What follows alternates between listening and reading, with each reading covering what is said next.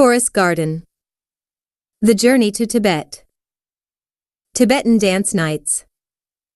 A narrative and musical adventure by Peter Schluppkothen. This CD collection is for private use only. Reproduction or distribution to third parties is only permitted with our expressed permission. Production and copyright for own lyrics and music DEEUS Records, Mülheim and Ruhr, Germany 2025. Prologue. October 21, 1931, in an office at the Moscow headquarters of the Soviet Intelligence Service. Comrade General, they've found it. An incredible mine. This Frenchman's expedition has found it. But they don't know how to get home. They're snowed in, and their supplies are running low. The French government won't help them. We've just intercepted a radio message to base camp. Immediately inform Sergei Petrovich and order an expedition to rescue the French and secure their claims to the deposit, Comrade Abdamakov. Appoint Comrade Colonel Irina Sembolkova to lead the expedition. She has combat experience in the mountains and in the Winter War and has worked as an agent in Persia. Yes, sir. The KGB major saluted and hurried through the endless, high, magnificent corridors of the snow-covered Kremlin with its golden towers. General Viktor Sizov rested his elbow on his heavy black desk and immersed himself again in reading a large volume entitled The Elements and Their Occurrences Worldwide. His assignment was not easy and could trigger a war. The Comrade General Secretary expected absolute success in this matter. Or so he thought.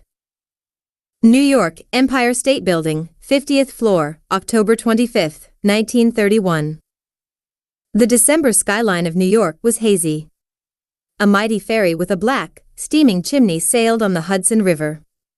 Soon it would get very cold here, and the first snow would fall. You could practically smell it in the air saturated with water vapor.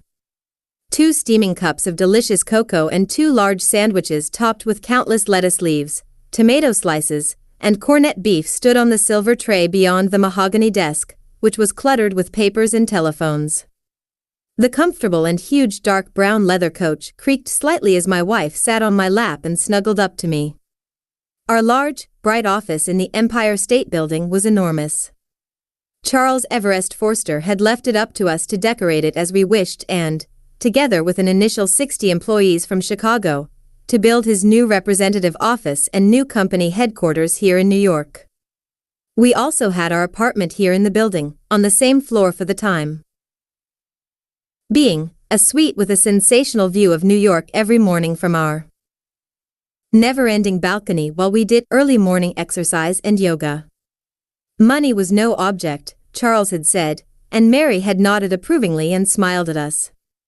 They had since married, and we had been their witnesses. After our Egyptian adventure together, Charles had kept his word and, after my wife and I had recovered, invited us to the USA in the spring of 1926 and promptly made me head of his new company branch in Chicago, which at the time had 500 employees and now has 4,000. He had asked my wife if she would like to work for him and if she would like to support me as office manager for export in Chicago with over 170 secretaries. At that time, Forster was building state-of-the-art steam boilers for locomotives and ships, as well as drill rods for oil production in Ohio.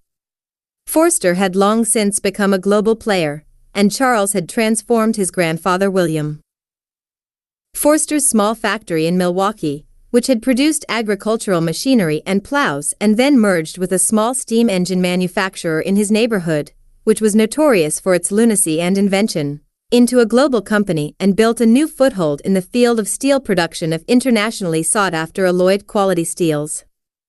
My wife and I, along with our growing family, had 20 eventful years behind us and were often happy when we saw each other briefly at least once a day late in the evening. The American work rhythm was relentless, and our family had grown too. I had mostly traveled to all corners of the world, wherever new markets for Forster products opened up, and secured rights to mineral resources and markets for my company. And I did this in almost every country in the world.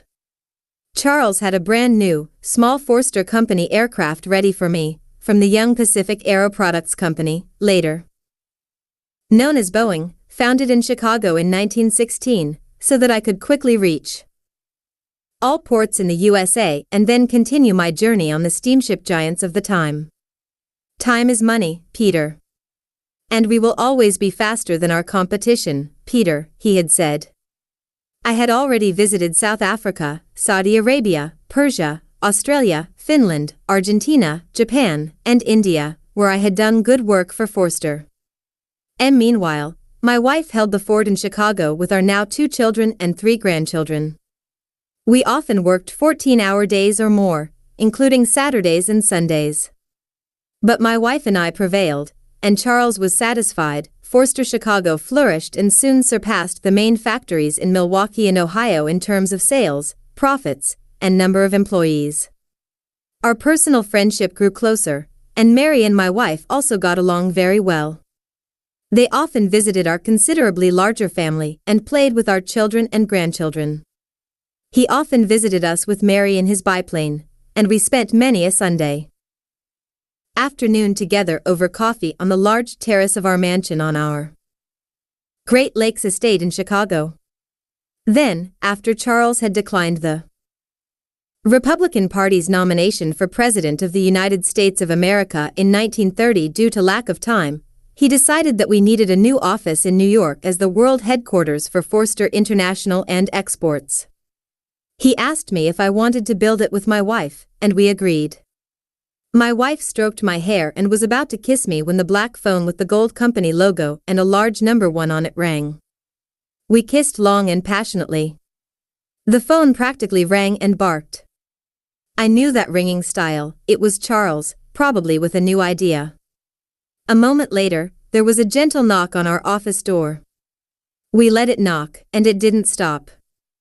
After 4 minutes, my wife stood up angrily, gave me one last kiss, adjusted her beautiful dark business suit, which perfectly showcased her lion's mane and her Andalusian beauty and charisma, and slowly walked to the office door. She had pinned her beautiful hair up and opened the door resolutely, with the grim expression of a boss distracted from important business. Standing in front of her was our office assistant, Selma Hadjuk, the daughter of Czech immigrants and a very hardworking and promising secretary from my wife's team, whom she had hired here in New York 2 months earlier. Madam, I apologize for interrupting your lunch break. I know it's sacred to you and your husband, and you don't want to be disturbed under any circumstances. Our general manager, Mr. Forster, called. It's urgent and very important. He needs to speak to the boss, immediately. It's about some project in India or China. He requests an immediate call back.